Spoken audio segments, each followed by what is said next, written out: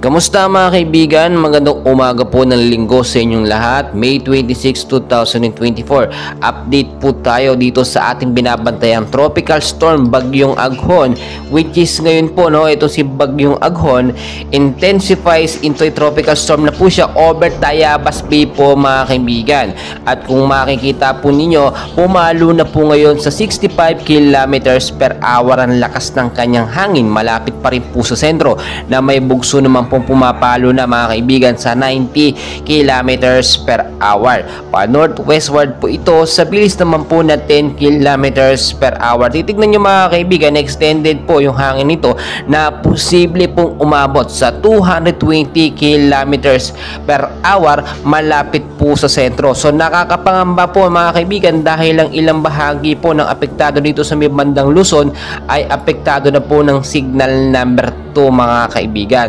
Tignan nyo pong mabuti dito sa Luzon, ang northern at central portion po ng Quezon, Tayabas, Perez, Quezon, Gumaca, Lopez, Macalenon, General Luna, Yunisan, Pitogo, Plaridel, Agdangan, Padre Burgos, Antimonan, Mauban, Real General, Nacar, Infanta, Sampaloc, Pabiglaw, Calawag, Lokban City of Tayabas, Lucena City kasama po ang Polillo Island ay posible pong makaranas ngayon ng signal number 2 na hangin nga po epekto po nitong si Bagyong Aghon mga kaibigan.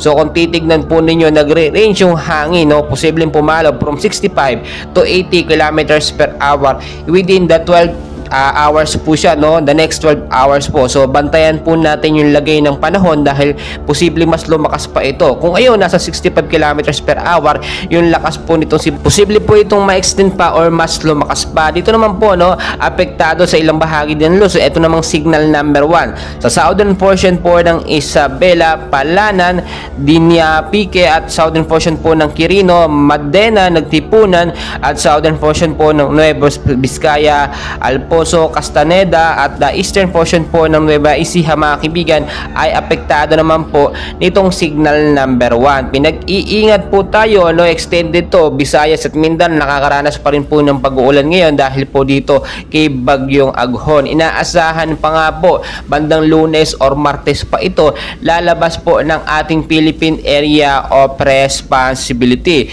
2 beses na po itong naglandfall mga kaibigan sa ating bansa at inaasahan na posibleng maging low pressure area ito sa mga susunod na araw. So mga kaibigan, maging handa po tayo dahil tinitignan po ang posibilidad dito kay Bagyong Aghon kung ito nga ba'y magiging super typhoon or extreme typhoon, malakas na bagyo paglipas ng ilang mga oras. Patuloy po tayong nakabantay dahil pumapalo na siya from 65 kilometers per hour.